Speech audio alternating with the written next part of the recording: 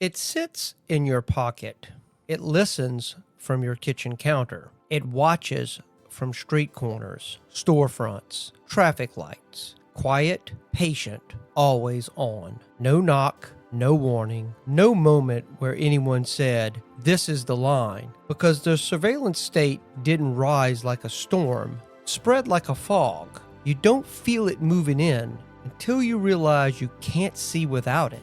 We used to imagine this future in black and white, grainy cameras, shadowy agents, secret files stamped classified, something out of George Orwell's 1984. But that version was almost comforting. At least in that world, you knew who was watching. Today, it's not just governments, it's corporations, algorithms, strangers, and yes, sometimes it's you. Every search, every swipe, every pause on a video, not just recorded, interpreted, patterns built, profiles sharpened, decisions made about you before you even make them yourself. And here's the twist no one likes to admit.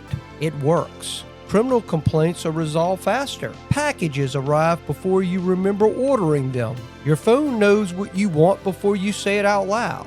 Convenience isn't the byproduct, it's the bait. Because control doesn't feel like control when it's dressed as comfort. And somewhere along the way, we stopped asking who has the power and started asking how much does it make my life easier. That's the trade. Not forced, not stolen, offered and accepted. So tonight, we're not just asking whether we're being watched. We're asking something heavier. When did we stop resisting and start participating? Because the scariest part of the surveillance state isn't that it exists. It's that it no longer needs permission. It just needs you to keep pressing accept.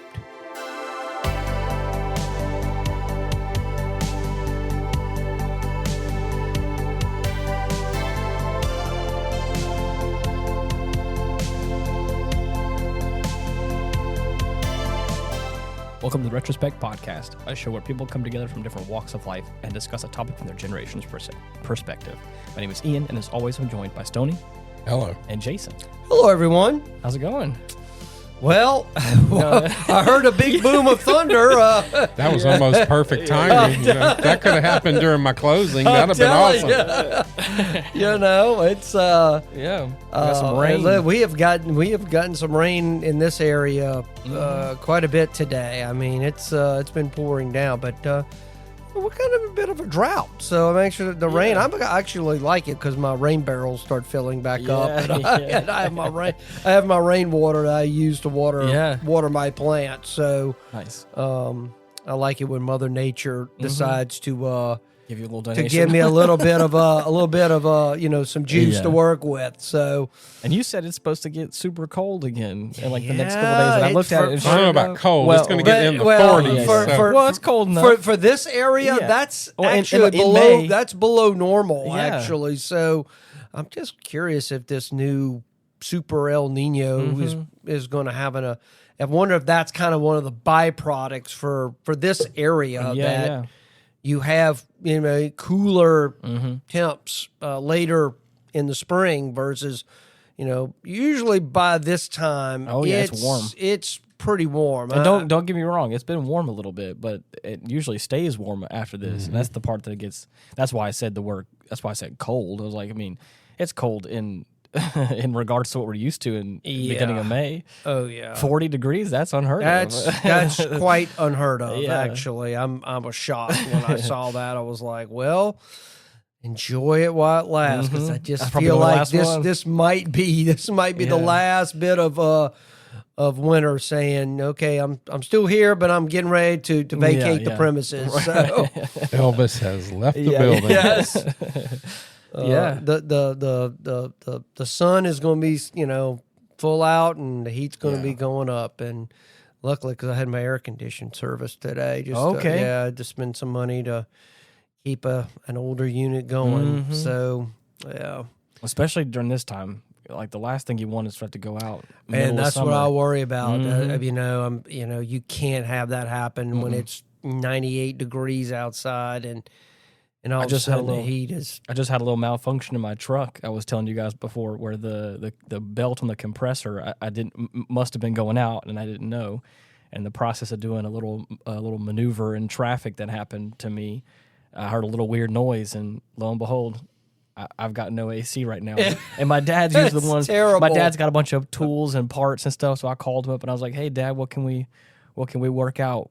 How much do I owe you? What do we need to do?" And he's like, "Well, I'm really busy with work this week, and so I'm not going to be available till Friday." And this happened on Sunday, so I was like, "Okay, I'm gonna be patient and wait for it." So he and I are gonna meet up tomorrow, as the time of us recording. But it definitely has not been fun driving. So you've been using the AC. You've just been using the other AC. You've been using the 4x55 AC. Yeah, exactly. I've been sticking my head out the window. Yeah, rolling four windows down and going 55 miles an hour and hanging your head out. Look, the first car I had was a little truck. It was a little Ford Courier. Okay. It was powder blue. Mm-hmm.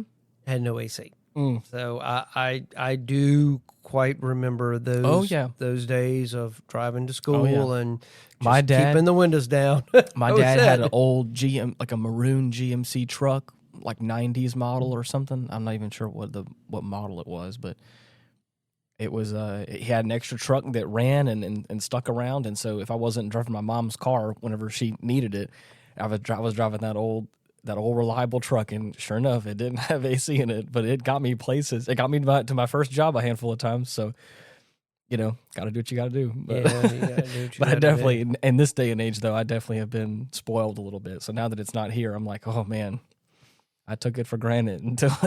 So yeah, especially in these hotter months. Oh yeah, I'm looking forward it's to getting fixing that to get fixed. there. I mean, it said May.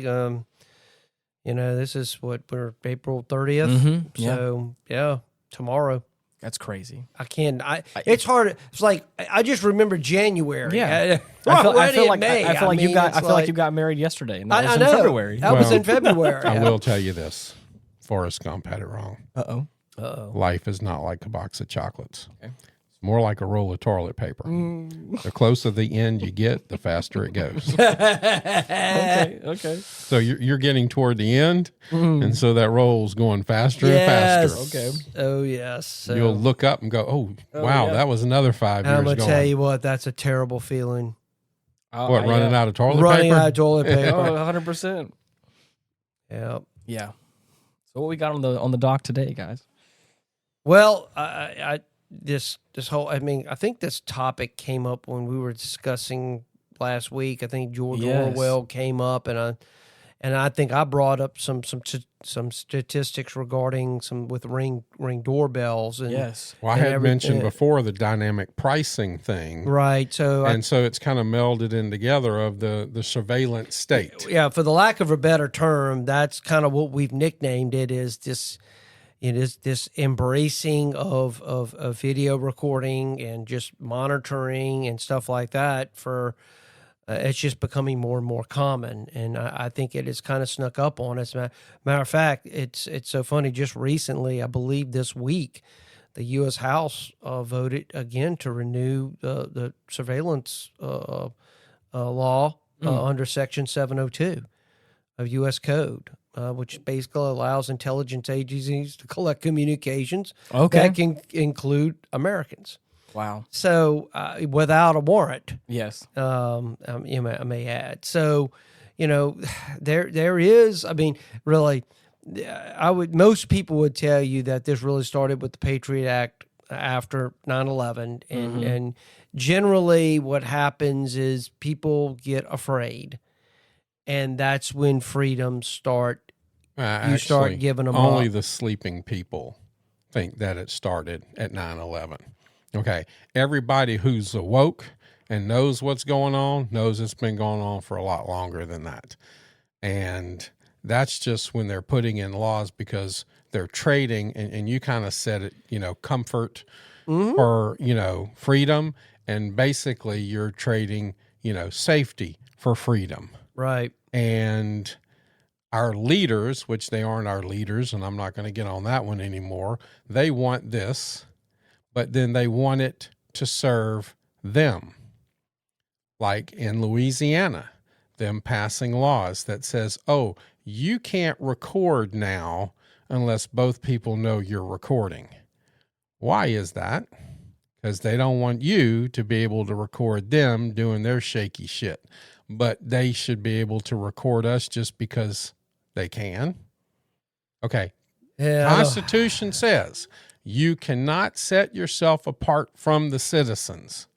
We have a governor that was an attorney general that thought he was going to be the attorney general of this country, but that didn't work out for him twice, who's now signing a law, an unconstitutional law, that says you can't record somebody. But the government can.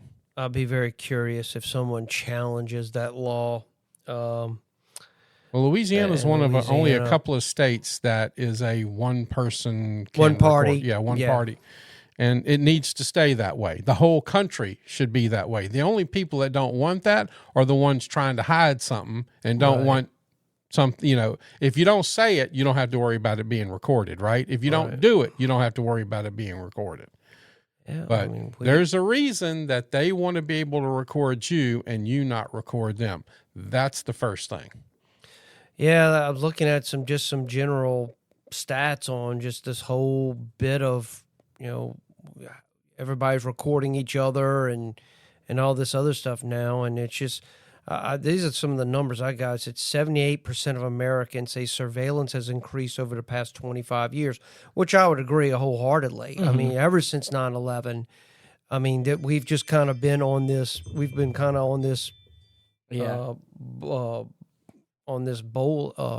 this role of doing this kind of stuff. Speaking of surveillance, well, that's actually that's actually your Ring camera. My wife just made it home, so that lets me know that she's there. 56% call mass data collection an unnecessary intrusion. What do y'all think the data centers are for? What do y'all think the data centers are for? I know. Okay, they're going to have so much information that they have to store and process that they want to survey you, and guess what? They want you to pay for it. Of course. Well, of course. I mean, that's why I mentioned. A lot of the stuff. I mean, where do you think all this information is going to go? I mentioned last week just Ring doorbell cameras and the how many people now. I mean, the government didn't even have to even do anything. Mm-hmm. People have already built the network themselves. I mean, we've done it, and in our way of protecting ourselves, we've done the work for them. Well, I mean, think about Facebook was not invented by Mark Zuckerberg. Facebook was invented by the CIA, who gave it to Mark Zuckerberg to run with. Right. What was one of the things they kept doing? Hey, post a picture of you when you were 5, and now post one of you today. All that was face recognition going to the government. Oh, look, what's your favorite color? Hey, what street were you born on? Oh, blah, blah, blah, blah, blah, blah. What do y'all think that was? That was information, how to bust your passwords, how to do all of this stuff from the government and hackers. Yeah, I think a lot of people are unaware of the origins of Facebook, and yes, it did. We want to bitch and moan about being surveyed, but then here we'll just openly put it on there. Because they make it easy to say yes and difficult to opt out of it. Yeah, absolutely. That's 100% agree. That's the whole thing. Is like, again, it's the same thing with like cookies on your computer. Nowadays, they have a lot of things in place where websites have to tell you about, like, yes, I want to allow cookies on the website. I want to allow like data to be stored on my computer, so that way it's like quote unquote easier to access the website later. But a lot of that stuff is also like data tracking stuff. And again, it makes it super simple to be just allow it, just do it, because it's gonna make it easier. But like for me, who doesn't want that kind of stuff, I have to go in there and specifically say like, no, just do the necessary stuff. I don't want you to store a bunch of like algorithmic stuff that like the tracking stuff on my shopping stuff. Like I don't want you to put all that stuff on there. So I have to go in there, and for every website I go onto, it's a big prompt. I have to go in there and go, no, just accept the necessary things only. And that's a big thing now. Is like I now have been severely inconvenienced in this whole modern world because that same sort of thing. It's kind of like arguing with a woman, the terms of service. Instead of doing it, you're just going to go to the end and hit I agree, and nobody's going to read the whole thing. Okay. We're not going to go through it. And what do they put on it? Because most people, Jason said it, convenience. Right. Agree. Yeah. What are they really putting on there? What are they really taking? What are they really, looking at? It's the same thing. Again, now we live in a world where like shopping online is the norm and shopping in a normal store is not. So the whole thing is like, obviously we live in a place now where like the internet sees where you're shopping and will try and find you things, and people like that. People like the fact that the internet now can like recommend them things that they want to see. And people are like, I like that thing. But the problem is there's also a lot of other data that gets tracked in that same thing. Exactly. That like, again, and this the whole thing is like, yes, I like this feature. I don't personally. I'm just saying like people do that say that. But there's also a lot of other baggage that's involved in that. And again, it's super easy to just go like, yeah, just accept it. Let it be we're in a normal society. The Japanese, when you're walking through a mall, you're walking by a store. Hey, they put on your phone.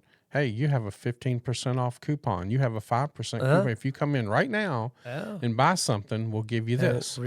Which now works in toward the dynamic pricing thing when Walmart just announced that they are changing and getting away from their paper tags and going to a digital display. And it's all going to be what it is it's watching you. Yeah. And it can change that price depending on the clothes you wear, depending on the phone you own, what kind of car it saw you drive up in. Right. This is called dynamic pricing. This is a real thing. And even this week, North Carolina passed a law that says they are not banning the CCTV cameras, the security cameras, but they are banning this. They are banning the algorithmic video use of people for dynamic pricing. Yeah. So North Carolina's seeing it coming. Well, but I think also I hear that, but I think there is like some of that is not totally true. I think. No, that's actually totally true. I know. Oh, some of it, I believe it is dynamic pricing for certain areas in towns. I don't think it's for like individuals. No, it's for individuals. Okay. I don't believe that's that. The whole I don't point. believe that. That's okay. I'm just saying. I think that those tags, they're getting away from paper tags because again, it's all in this effort to be more green. They want an electric tag that they can just like that someone can go and like they have it at Best Buy and they've had it for years. The tag is just a tool. The point is dynamic pricing is it's changing it for who you are. Right. And what I'm saying is that the tag is irrelevant. I know, but what I'm saying is like from the company's perspective, the company's like, we want to stop having to buy paper tags and paying a human being to go change out all the paper tags. Right. We'd rather just have something that we can just like click a button and it's going to change. Someone with an iPad can just convenience, freedom for safety. Yeah, right. I know, but what I'm saying is like I think that there's the part that gets confusing with a lot of stuff we talk about sometimes is like there is truth, and then sometimes I feel like there's this like it gets stretched a little too far. Maybe you're right. Maybe there's something I didn't read about as far as like they're watching people, but I don't think the prices are going to change on a dime because someone that walked in with a suit walked in and it's going to change for them. That's what's happening. Okay. And maybe the whole point I need of this to read. show. Maybe I need to read something about that because I haven't read that. Well, that's something I don't believe. I think the computer now is doing what, in essence, how sales people have always responded to the public that have attended their stores. Right, and that's if why someone walks in dressed as somewhat kind of mediocre or whatever, studies have shown those people are approached differently than maybe somebody walking in with designer clothes, a suit, or something like that, because that person is perceived to probably have more money, and to have status, and stuff saying, like that. And what I'm saying is, like, as a multinational company, I can look at a place like California and say, okay, we got a lot of high income people here that demand higher pay. So let's go ahead and just hike up all the prices there digitally overnight if we wanted to. Whereas like somewhere over here that's like more in like the slums, we can just like knock them down a little bit or raise them ever so slightly in certain areas and have it be. Because I've worked at places where the thermostat of the facility was controlled by someone at a corporate location Yeah, a yeah. few states over. Yep. So I'd be like, man, it is hot as hell in here. Yep. Because again, they're like, they don't live in Louisiana where Nope. it's 80 degrees right now, and so it's set to like 74, which is probably fine for them, but for us, it's hot in here, Yeah, and so it's that kind of that's stuff. what That's The what I bill believe. I'm talking about is North Carolina Senate Bill 839, called the Price Transparency Act, which was introduced April 28th, 2026, and it would ban algorithmic pricing, Right. which is exactly algorithmic pricing. watching Again, you. watching a area is what I'm saying. No, like, they're- okay. they're- Well, then let me they're read. bringing it down to the individual. Then let me read something about that. Let me get some data on that where it's the individual, and again, it changes the second I walk in the store. That's I have hard to believe that. Well, I will Where say- if I'm standing here and I see a price, this is $5. All of a sudden, a very highfalutin person stands up. All of a sudden, the price changes just next in the few seconds. That's where I get a little bit more confused about how that's. You see what I'm saying? Right. That's yeah. where Now, at the but- same time, I'm seeing something here. When I was doing the initial research for this topic, Mm-hmm. I see there's been some states are starting to try to push back on some of this surveillance stuff, but I see Maryland became just the first They're state the first state to do to it. ban surveillance pricing. Yes. Mm-hmm. This is where companies use your data to decide how much you personally should Yep. pay for groceries. Okay. So there's something there. All right. Also, just kind of following on with my stat stuff here. It said 71% fear it could be used to target political enemies, which that's I think that's happening now. But this is a disturbing fact, and this is what I've always talked about. 42% say, this is according to the survey, 42% say they would trade privacy for security. And this goes back to this very thing I've always said, that when things get really tight and you are afraid, you are willing to do things that you never thought you would ever entertain.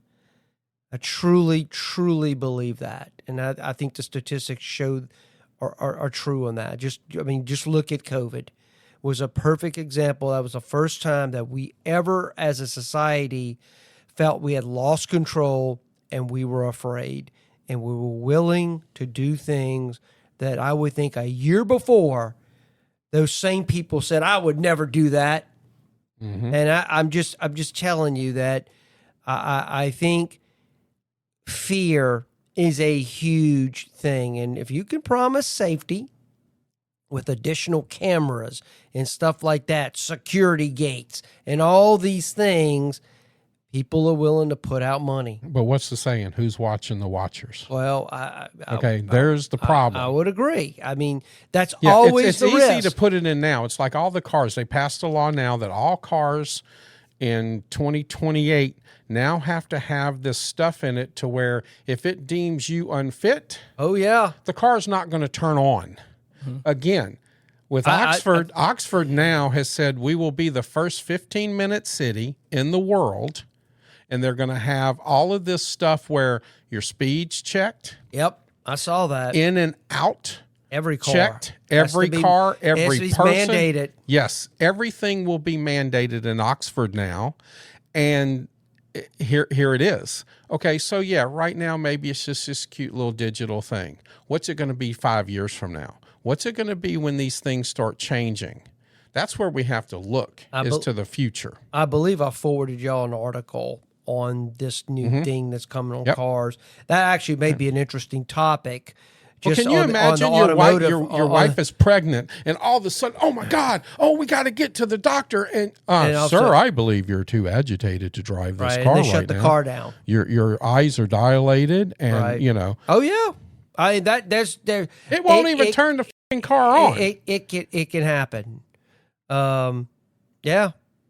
They say 92% of Americans say they're concerned about their online privacy.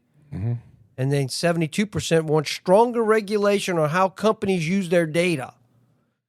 Meanwhile, only 2% fully trust AI systems to make fair decisions. I don't like the fact right now that like all of AI has come down to the decisions of like 3 to 5 people.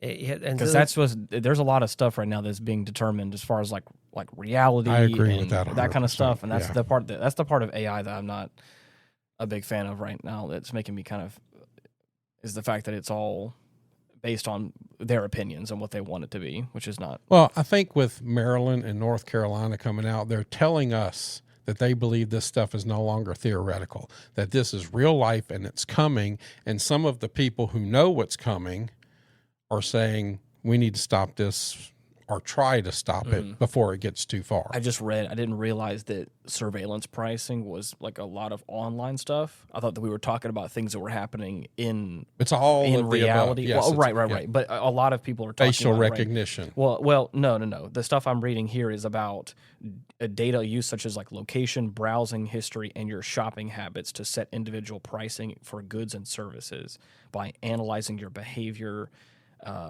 And like all that kind of stuff. So yes, I think there's some of the stuff is in reality like rideshare services. Apparently, there's a big thing that was dealing with Lyft and Uber for this situation where like you could pay more if the algorithm deemed you worthy or like willing enough to pay more, I guess.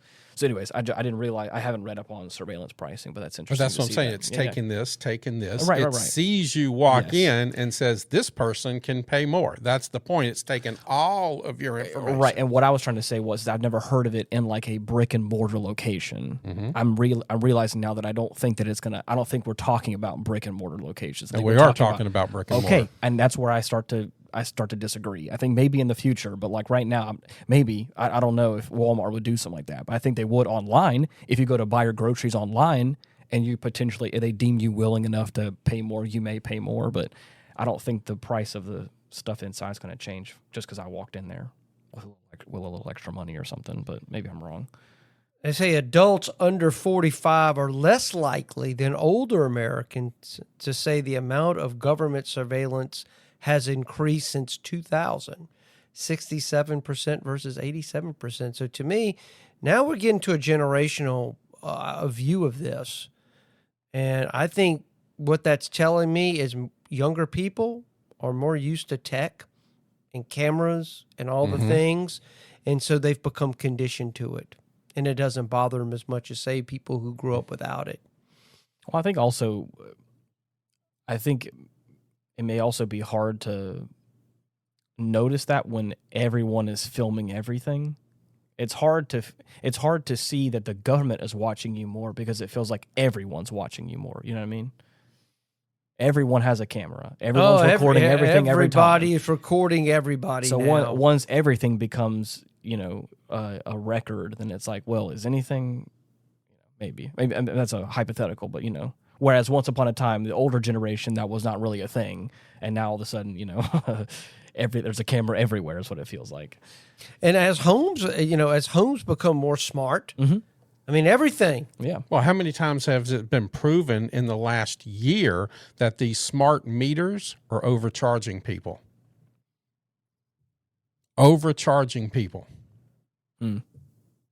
Because electricians have gone in and put their own type meter in ahead or behind, I guess. I don't know how they do it, of the electric, smart meter, and the numbers aren't adding up. Yeah, I'm telling you, and what people need to be paying attention to is this digital currency. Mm-hmm. Oh yeah. I'm telling you, I think that's been kind of quietly put in there, and I think they're just going to eventually turn the switch on, and eventually now all your money's going to be tracked. I mean, think about it. Nobody really uses cash anymore, so everybody uses credit card. I mean, hell, I do all the time. Yeah. So, I mean, for all intents and purposes, I use digital payment. I feel like there used to be once upon a time where I'd go to concerts or go to events and things like that, and they wouldn't have the ability to take a card. So it was cash only for everything. But I've noticed over the course of like the past year or two that I've gone to a few places. They're refusing cash. Yeah. Mm-hmm. They don't have cash. Yeah. But it's it's an additional thing they got to keep up with. Of course. And also it's risk.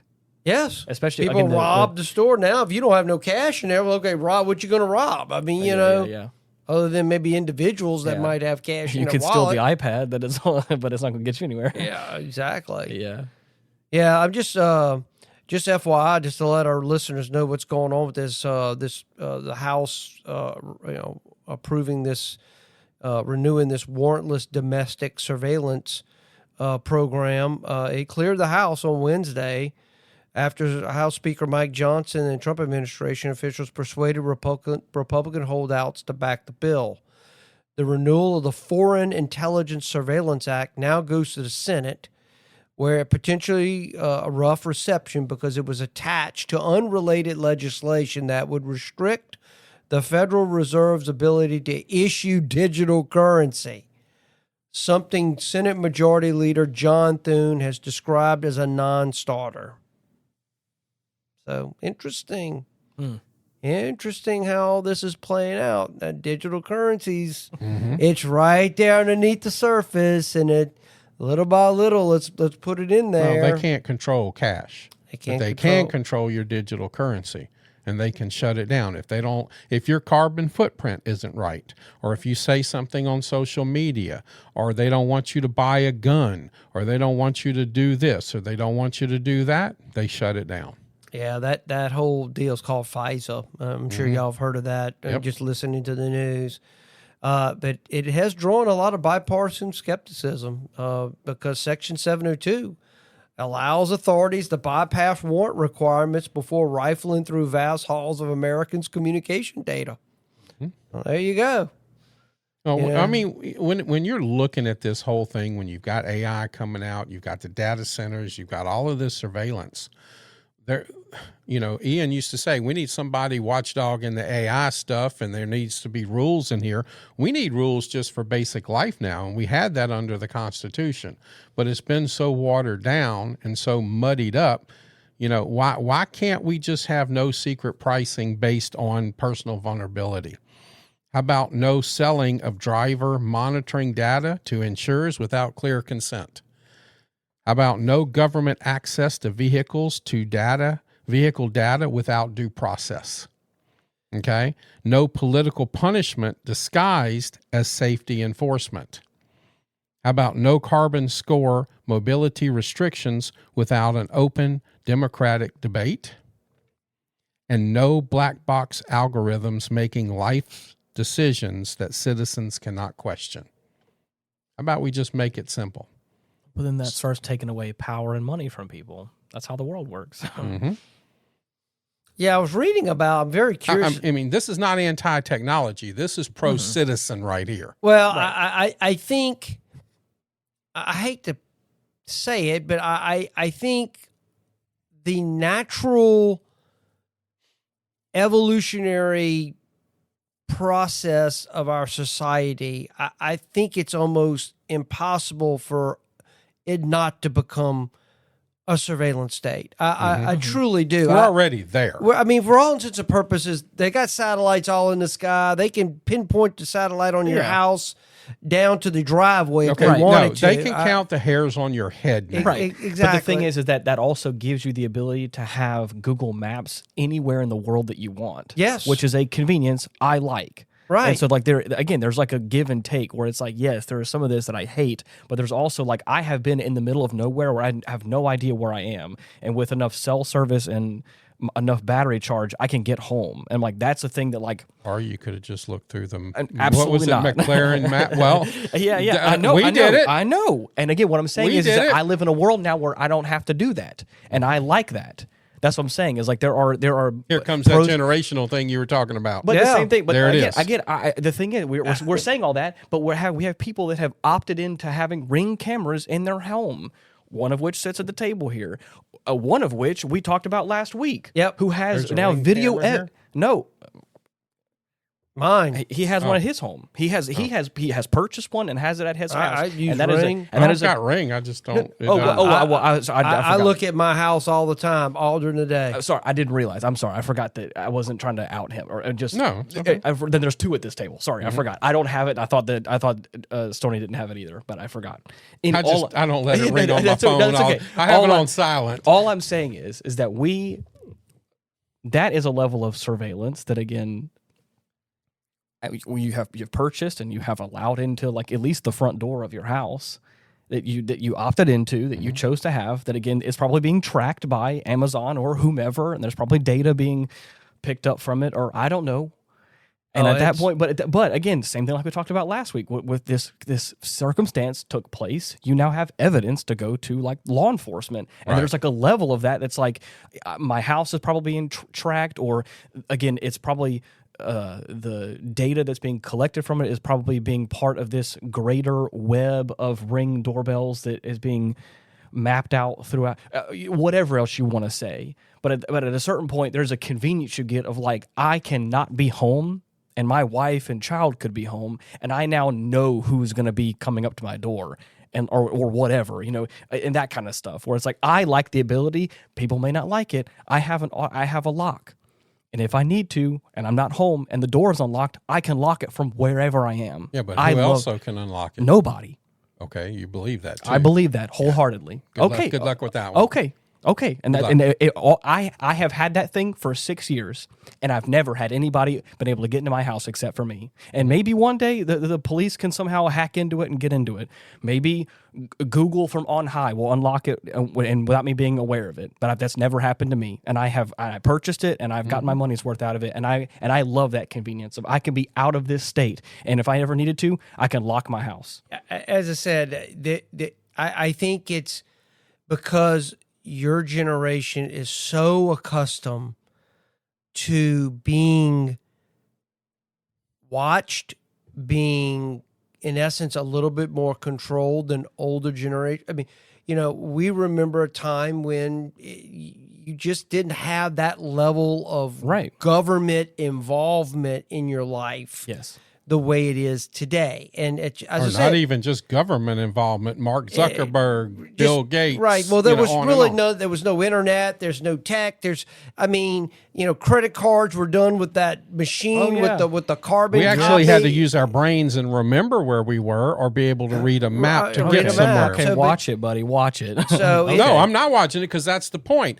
People are stupid today because all they rely on is electronics. Well, we at least could get point A to point B without a phone. Same. I can get anywhere in this city. You can tell me where to go, and I'll get you there in 30 to 45 minutes. Can guarantee it. But what I'm saying is that if there was ever an emergency, and there has been, where I have been somewhere where I've never been before, I can safely get back home, and that is a convenience that I love. Right. Whereas before, maybe you'd be out of luck, or we could figure it out on our own because we used to do that. Okay. We had a quarter or a dime where we could call somebody or something. And again, in this day and age, there is no quarter or dime phones. I'm not going to go hitchhike somewhere. I'm not going to go talk to some sort of random person to try and get their phone from them, or to ask. I could ask for directions, and that again, yes, there has been moments where I probably have done things not having my phone. I'm just saying there are some conveniences that, like, I don't like the greater outcome probably from being surveilled, but at the same time, there are conveniences in my life that are built into that I do like. He's saying you're willing to trade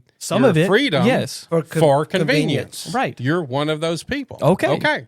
Right. You don't have to be so defensive about it. I am. But you're the one creating the problem because of Uber's. I feel like you are attacking me. I am attacking you. I'm attacking everyone like you that's willing to give up your God-given freedoms to this Constitution for a little convenience. I hope you delete your Waze app. Absolutely. I hope you delete your Waze app. I hope you delete your Google Earth app or Google Maps, whatever. And I hope that you just can figure it out then. Figure it out. Mm-hmm. Okay, do it. I've done it before. Then do it right now. Mm-hmm. Yeah, if you're going to go back to a paper map, then do it. We can. You can. Okay, I can. We could shut down a whole generation by writing in cursive, stick shift, and having to use maps. First of all, I did all that. Mm-hmm. You're one. Okay. Then quit attacking me. I don't believe that I'm a perfect representation of the millennial generation. There are a lot of people in my age bracket that I feel like are more dependent on technology and on social media, and that is not me. And all I'm saying is that there are some things that I have enjoyed as far as this is concerned. I work at a place now that has cameras throughout the entire perimeter and has keypad locks. And I tell you what, the second we got all that stuff put in place, that place felt so much safer. We had keys, and we had so many people that had keys to the building. So many so that we didn't know who all had keys to the building. And at that point, it's like, who can get in here? Who knows? Well, And at that point, it's also like it was a darkly lit parking lot. I think that's true, and that's, I think that's a good thing if I perceive if I'm safer. The thing about perception is not necessarily that it's grounded in reality. It is a perception that I'm safe. Just like if I perceive a place to be bad, even though the data behind it doesn't make it bad, but if I perceive it to be bad, it's bad. That's just the way the human brain thinks. Right.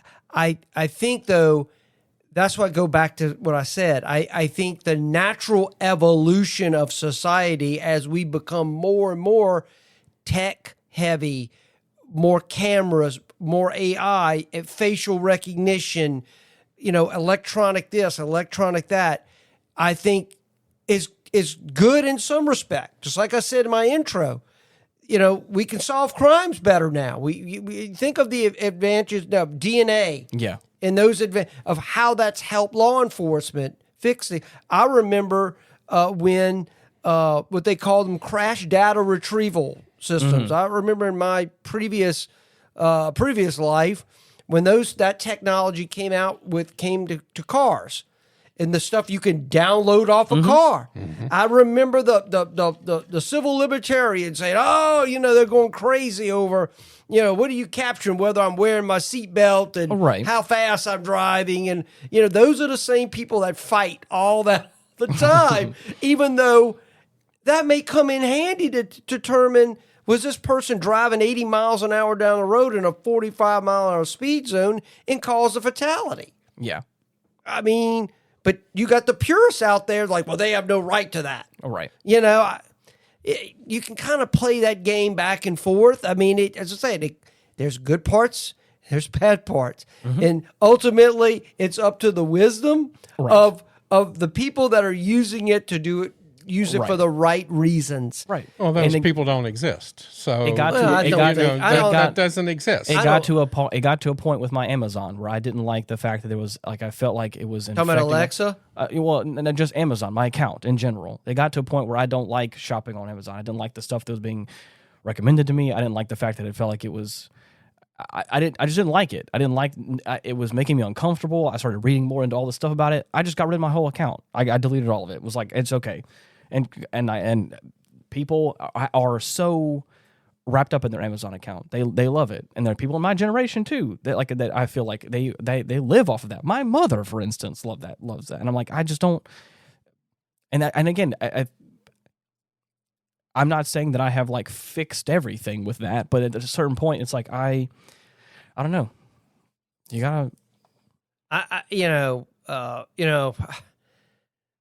something Stoney mentioned here just regarding, just kind of piggybacking more on this surveillance pricing. I kind of pulled up an article here talking about Maryland, which I find very interesting. They say when engaging in surveillance pricing, stores rapidly change the cost of products based on consumer data, including their location, internet search history, and demographics. That means buyers are paying different prices for the same items purchased around the same time. They say while Maryland's new law focuses on grocery stores, the Federal Trade Commission has documented examples of surveillance pricing in stores selling clothing, beauty products, home goods, and hardware. Said consumer groups note that there's an added urgency when it comes to grocery stores, though, given that they affect Americans' ability to access affordable foods. I'm very curious. What would make price for food more expensive for one person than another? What you wear, the car you drive, what you're buying online, what you're doing, what you're searching. That's the whole point. That's what dynamic pricing is. You can afford more, you're going to pay more. Yeah, well, this is a big deal here. Maryland saw it in their stores, in the brick and mortars. North Carolina is following suit. Well, States are waking up to this. yeah. They're seeing the abuses that are happening and that can even happen in greater ways in the future. Because Right. you got to think about it. They're just experimenting with the stuff now. Right, yeah. What's going to happen 10 years from now when all of these data centers are in play and all of this information's out there? I And, personally think they put this stuff out there and they let it kind of marinate. Oh, And yeah. how people react to it and let it sit. And they let it sit.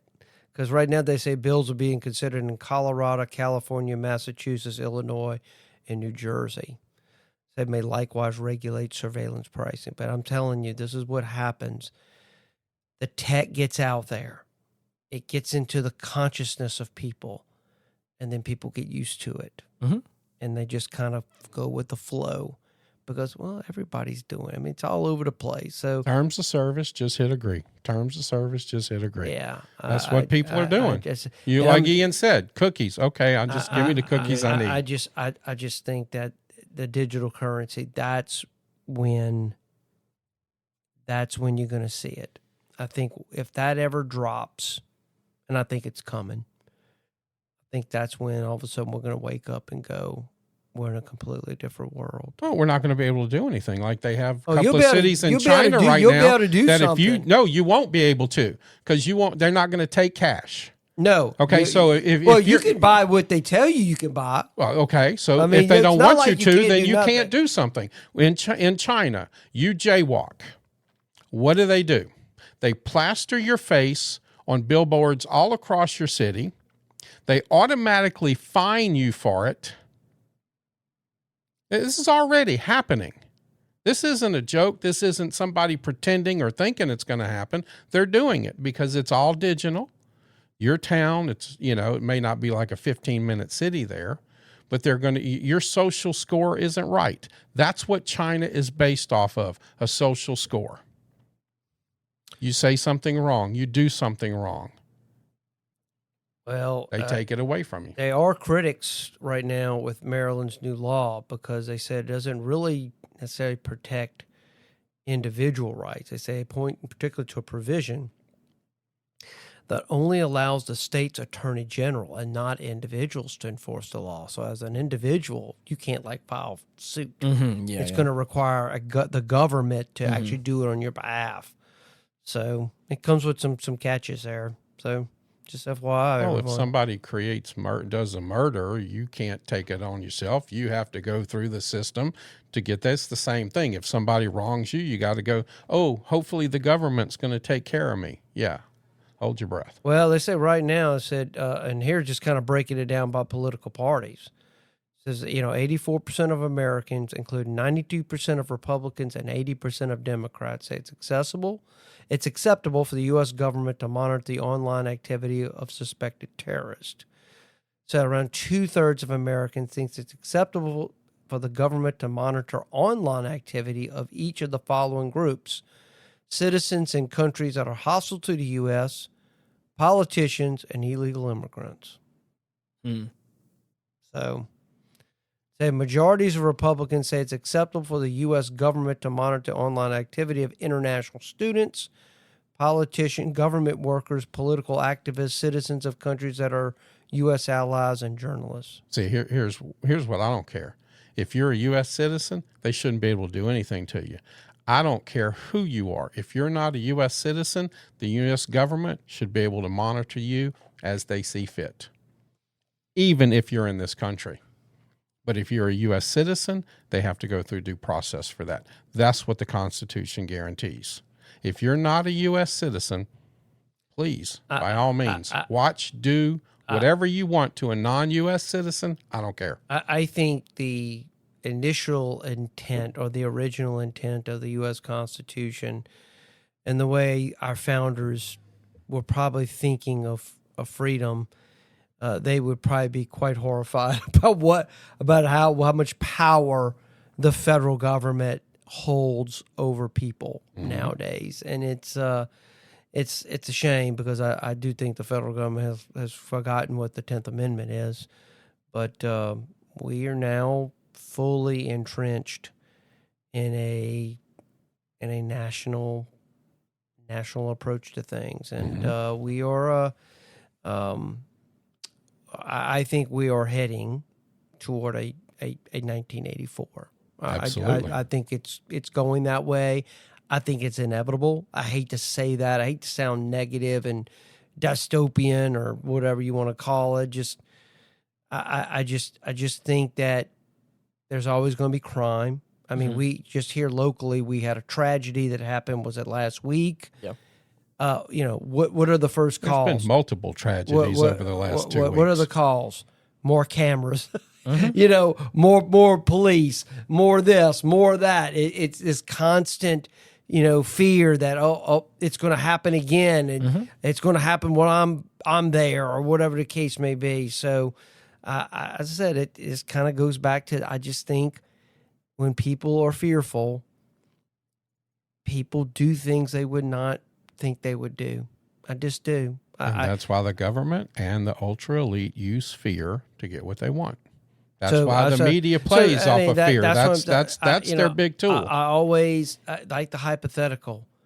If you start getting targeted for certain beliefs you may hold, regardless of maybe religious or whatever the case may be, I think right now what happened during the previous administration under President Biden, when they were targeting traditional Catholic groups for their stance on abortion. Yeah. And they were being investigated. They were classified as terrorists.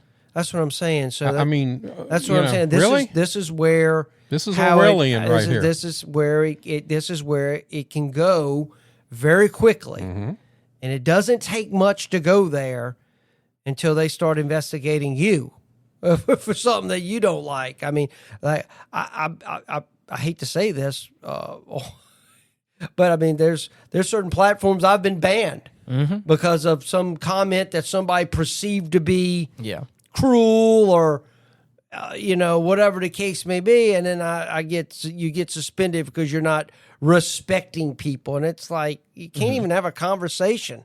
But this is part of this stuff we're talking about here. I mean, it's as your long social as score. As long as you remember, I would hate to know what my social score would be. Your next comment you make, you can't have access to your bank for 30 days. Exactly. I can see that happening. I really can. You get the right people in power. You drive too far this month. Next month, we're going to cut your car time down in half. You're going to make up for it. I hear you, but I don't think it'll get to. You don't think so? I don't think so. I think I would push. I think what you're talking about is like personal communities. Like if you were in like a small group or whatever, a little echo chamber, and you're talking, opposite to what they're talking about, and they have the right to ban you. That I definitely would believe in. The fact that like there's going to be, I think, little tight knit groups of that kind of stuff. But I mean, maybe you're right, and like the government doing something like that. But I think it's already proved that I think the groundwork was laid from what I saw during that time of them targeting certain groups that were deemed unacceptable to the political narrative of the time. Right. So that's what I'm saying. But I still think that they have Christian nationalist. Yep, I think that's the next thing, that if ever the other side gets into power, I would not surprise if those groups are targeted either through the IRS or some other thing, because it was happening under the Biden administration. These little small conservative Christian groups all of a sudden getting notices to get audited by the IRS. And meanwhile, Black Lives Matter and all these other groups, nothing's happening to them. I mean, so it just, I think it's been proven that I think it could happen. It's shown it can happen. All it takes is for the right people without a very good moral compass to be able to utilize these systems in ways that could hurt people. Right. So I would think, do I hope it doesn't? I hope not. Really do. But humankind be what humankind is, and especially today's world where everybody is offended by everything, and you can't have conversations because I perceive you're attacking me or whatever the case Well, the may be. Constitution doesn't guarantee that you're not going to be offended. Shut up. That's not what the Constitution guarantees. It's just, And just for the record, the it's best just predictor what of it the is. future was the movie Demolition Man. Yeah, I remember that movie. That was the best predictor of the future. It is the closest sci-fi movie to what's happening to us at this point right now, period. What you say, how you say it, fine. You know, But while you're walking there and you say a cuss word and you get a fine. Really? I hear you, but like, that's not the reality we live in right now. No, that's the reality that's coming. Okay. It may not be exactly today. And I think there's been cities and stores that have tried it and they're testing it, but that's what's coming. And if we're not ready for it, what Jason's saying is very quickly, overnight, basically, it could change. And I hear what you're saying, but I think that second to the only thing next to the freedom to bear arms is the freedom of speech, I feel like. And I yes, there has been things I think that have pressed against that, but I feel like if you start fining people for the things they say, that I feel like the larger American public would fight back against that. But maybe I'm wrong, or maybe I'm too optimistic, but I feel like that's something that I feel like once you start taking the freedom to say what you want to say, you know, online's a different thing. Saying things out loud and you know somehow taking financial privileges away from people or whatever, I feel like that's a thing that starts to get. Well, you have the freedom to speech, but that doesn't mean you are free from the consequences that can come to some of that speech. Correct. Because if you say something about my wife, I know. I'm going to knock you into next week. But what I'm saying is, like, if the government starts to try and fine me for opinions that I have, that's the thing I'm talking about, where it's like that's where we start getting into like, oh, okay, we're underneath a different political system. Look at now. that. Oh, So- you hurt somebody's feelings. Oh, you bad person. Right now, they're just canceling you. What's the next step? But again, we're still talking about like communities. I'm not talking about the government is the thing I'm talking about. Like, I don't think the government has ever come out and said we're canceling this person. The federal government, IRS, has said we're canceling this person. You know what I mean? Like that's where I'm saying the difference comes in. A community of people can cancel you and hate you. Well, that's what he just said. The IRS was used to target Catholics. And all of a sudden, exorbitant amount of Catholics were getting audited because the Biden administration said, oh, we don't like your stance on abortion. Right.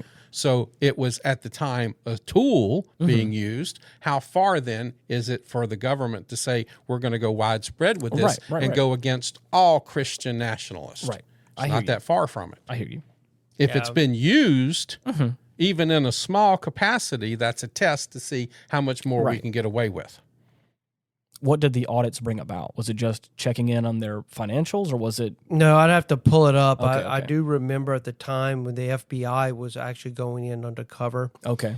They were targeting what they call traditional Latin Mass Catholics. Okay. Because generally, if you look at kind of the statistics on the whole, in this particular issue, the abortion issue, the most staunch within the term Catholic, the most staunch anti-abortion are those Catholics that attend the traditional Latin Mass. So we call pre-Vatican II Catholics. Right. Those are the most conservative Catholics out there. So I mean, those are the Catholics that attend Mass every week. Are very involved in church life. They kind of walk the walk. Talk to everything. So. As the numbers you skew from that and you get in people that maybe only attend a religious service once a month. Yes, yeah. Kind of how that data is broken down. Christmas and Easter. Right, yeah. That's what I call the CEO people. But yeah. So I do remember the time that was a big deal. It made national news about what they were doing, and that's what I'm saying. So they utilized the IRS to target these groups, these nonprofits, and they were starting to investigate them as a pretense because it put pressure on them to tone down their rhetoric or to don't voice your opinion about this particular topic, and unfortunately, that's what they did. So, and that's what I'm saying, just the government, all it takes is a few people that are not kind of staying above the fray, so to speak, take control of government systems, which include surveillance, and in turn target certain domestic groups that traditionally never would have even thought of surveilling those kind of people. I mean, it was just kind of unheard of. But today, because of surveillance has become so easy, we have so much, there's so much conditioning to it now that we don't think nothing of it. We really don't, because we're being surveilled every single day. I know I'm being surveilled. I remember my mother got rid of Alexa in her house because she goes, Alexa was, I didn't like the intrusion there. Yeah. Some people, I remember when TVs came out with cameras on TVs. Yeah. You're being recorded. A lot of people don't realize that. Right. Your TV, even off, is still gathering information on you. So right now. you're being recorded in everything you do. So I just think that, these things happen just like in my intro. It kind of creeps up on you like a fog. It doesn't hit you. It just kind of easily, it just kind of floats around you. And then next thing you know, you're knee deep in it. I mean, it's like, well, what the hell happened? There's a lot of things you can do, and I hesitate to say something because I know that Stoney's going to be against a lot of it. There are certain practices and things in place that you can do that can turn off certain settings and certain things on your phone. Absolutely. We've talked about this with our friend Brandon, who came on a bunch, that, when it comes to my computer and how I do things, like I said before, as far as like cookies are concerned and browsing history and all this stuff like that, and being careful of what websites I go onto. I don't keep location services turned on my phone. And so it's all these kind of things that, again, it's not perfect because, again, we live in the modern age. Like you said, you are being surveilled, whether you like it or not. And there are some things that I have opted out of that I do think make my life a little bit better. Am I still probably being surveilled in this way? Probably, but I think I am making it harder for certain companies and people to do that. Absolutely. And again, it's not a perfect system, but I have done my best to do that. So, I mean, the only time I ever keep my location services on is when I'm using if I am going somewhere outside of my normal rotation and I'm going into a new city or I'm going to a new state and I'm going to use my maps or whatever. But for the most part, I don't keep any of that stuff turned on. Well, when it comes to data privacy statistics, I'm looking at this article by User Centrics, and they kind of do an overview of just kind of the data privacy and stuff like that. They say by the end of 2024, data protection laws covered 6.3 billion people, or 79% of the global population. Okay, these are protection systems? Protection systems. So just as I'm saying, there's still, I still think there's still a robust kind of a pushback on some of this stuff. They said as of beginning of 2025, there were 144 countries with data and consumer privacy laws. So 21 U.S. states passed data privacy laws as of the beginning of 2025. That's 42%. The EU imposed $2.1 billion in fines due to violations of the general data protection regulation. You got to think about that. That's the government trying to come in and say, okay, you can't use your data and monitoring. Do you know why they don't want you to do that? The same reason they don't want you killing and stealing is they don't like the competition. Okay, it's that simple. They don't want you doing it, but they're free to do it. It's kind of what I said earlier. They're still going to do it. Their protection laws don't stop them from doing it. It only stops some company supposedly from doing it, but yet they're still going to do it anyway. The EU has definitely done some work on trying to help consumers being able to repair their own equipment and a lot of stuff like that. Yeah, so. I mean, we do beat the European Union up over a lot of things, and rightfully so, because I think sometimes they go overboard with, but they do some good things. Yeah, well, they've kind of screwed the pooch on that one. Oh, they pass laws on safe food, chemicals. Yeah. So, I mean, I give them credit for that. They got some things. I give them credit for that. It's kind of like a mixed bag. I think, the more involved government is in things that can be good or bad. With food, and regulating what sort of chemicals in food. I give the EU a lot of credit for holding these manufacturers, feet to the fire when it comes to like. Well, the FDA, when it was started, was supposed, a great idea.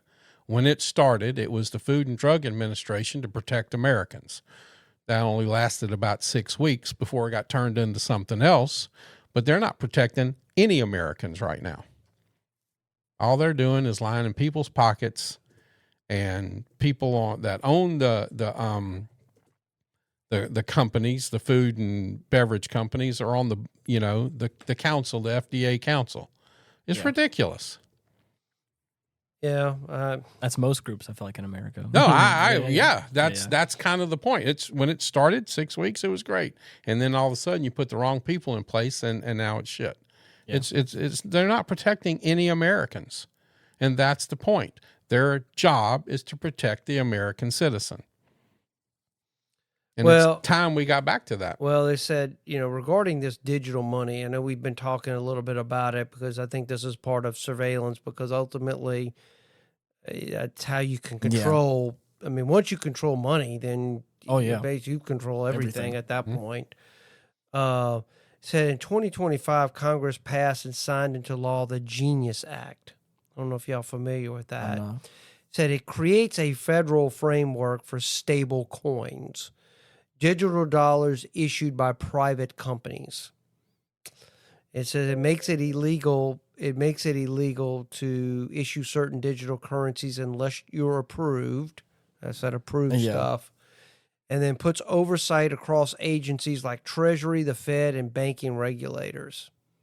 So it's just crypto. Is all it is stopping somebody from starting their own crypto unless you want to play ball with us.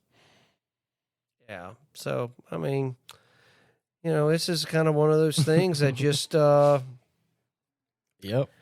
I think we're, at a point where it's a slippery slope, I feel like. Well, we're on that slippery slope. I mean, look at what credit card companies were doing. They were reporting when you bought a weapon or ammunition. They can report on what you buy. Mm-hmm. Well, reporting on what you buy, they take that information and all of a sudden they target you.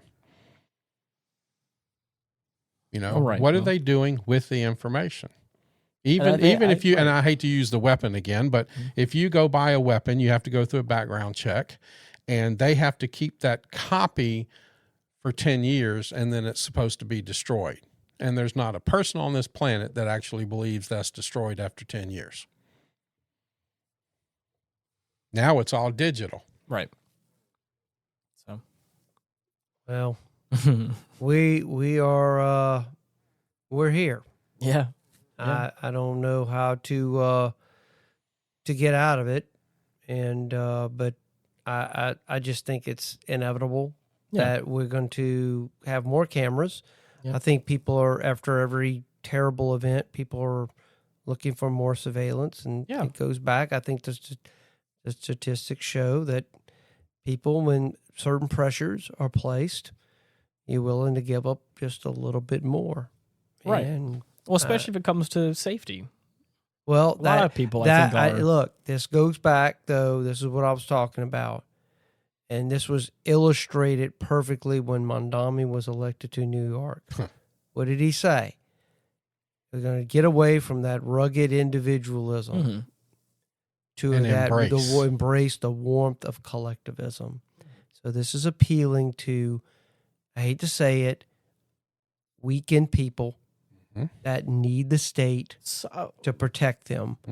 And I think shifting to that, the paradigm. See, this is where there's a frame of thinking that's so different from what our founders envisioned America to be, because they came from countries that were utterly controlled by monarchies. Couldn't do anything without the approval of the king. To this idea of I determine my own fate. Right. I am in charge of my own destiny. I'm in charge of my own happiness. And I think this is where unfortunately what you're starting to see now, and I'm starting to see, I just saw an article about another mayor very similar to Mondami, that's probably going to get elected in Los Angeles. Of course. So It's going to happen. This is what I'm talking about. But this is now more and more the government is here to take care of you. And I think for those people, the temptation is to give into that.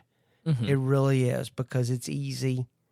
It's And easy. but I think we're also sometimes I feel like right now we're conflating personal security with, like, Big Brother government security.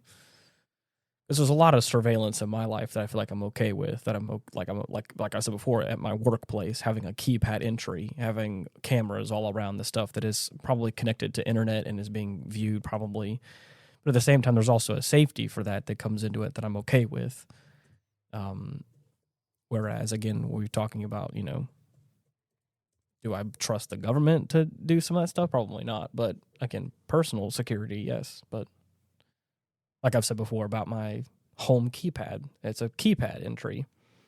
So, I mean, I would rather that than having a key that someone could copy and steal and get into my house, which has happened in the past before with my family, where someone had gotten a hold of the key and copied it and got in the house and stole stuff. And but now I have a code that I can give to a friend of mine, and I can put a schedule on it, and someone can get into my house or not. Obviously, anyone can break into your house, but I mean, anyone who's where there's a will, there's a way. Yeah, but anybody who's an honest thief trying to get into the house, it's different. So, but. Oh, well, I'm kind of going back real quick to the Ring doorbell stuff. Yeah. 58.9 million U.S. households use video doorbells. Right. And I think if people started to really realize what kind of probably data is being collected on that, of course. they may be less inclined to do that. But also the security of knowing that, like, whenever someone's home, or whenever, like, if there's a stranger on the doorstep or whatever, you can see that there's a little bit of security that you feel in that you do like, and some people are willing to purchase that and maybe sign away some level of anonymity away to have that, and people are okay with that. 61% of U.S. households now have at least one security camera. Yeah. Up from 52% 2024. Today, about 74.9 million homes have indoor or outdoor security cameras. I don't have it currently, but at my home, I've thought about putting a camera out from the front porch so I could see the driveway and the road out in front of my house. So if someone was to come home, or if someone was to drive up and I wasn't aware about it, or a package or whatever, I had video evidence of that, because no one has broken into the house, but I have had some people that have, I've got a driveway that like wraps around, so people a lot of times turn around. To turn around and go. And I've had some delivery trucks that have gotten stuck and like ruined the driveway, and it was like, well, it would have been nice to have had some sort of evidence of that, instead of now having to I have to fix my yard or whatever, like that kind of stuff. But I haven't done it, but it's that kind of stuff. That, who knows? AI features are gaining traction. 28% of users already have AI person or package detection. I have to say I'm one of those. Okay, there you go. And 39% they want facial recognition. Of course.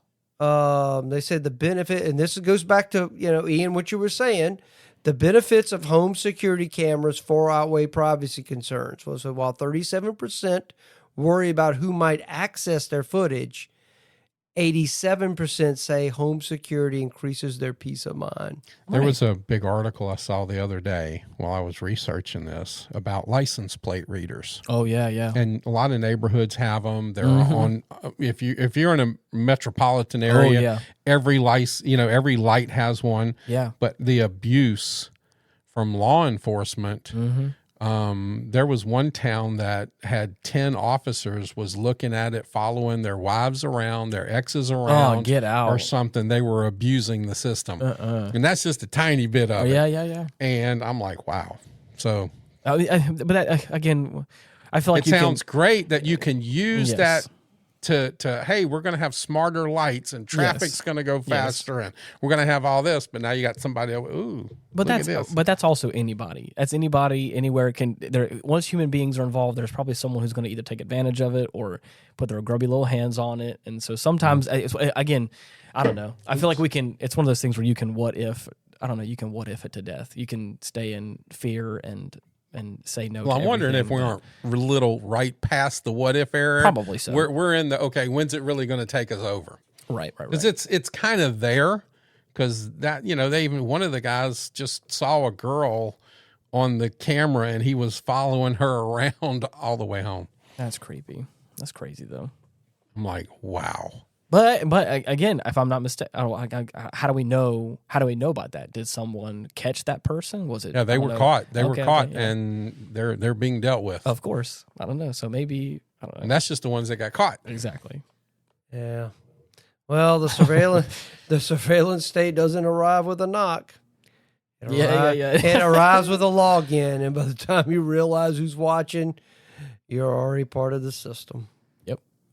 So that's it for me. Well, for anybody who wants to let us know your 2 cents on the matter, because I have a feeling there's some people out there that want to tell us something, we have an email address, getoffendedtogether@gmail.com, where you can send long-form responses. We also have comment sections on Spotify and YouTube where you can leave some more short-form responses. Be sure to like and subscribe on whatever platform you listen to us on. We really appreciate it. Share it with someone who you think may like this or who may not like this and you want to get mad with, because that'd be fun as well. Until next week, thank you so much for listening. Bye-bye. Goodbye, everyone, and God bless. Here's the part that should keep us awake. The control system of the future probably won't announce itself as tyranny. It won't show up with a black uniform, a barking order, and a boot on the porch. It will come quietly. It will come as an update.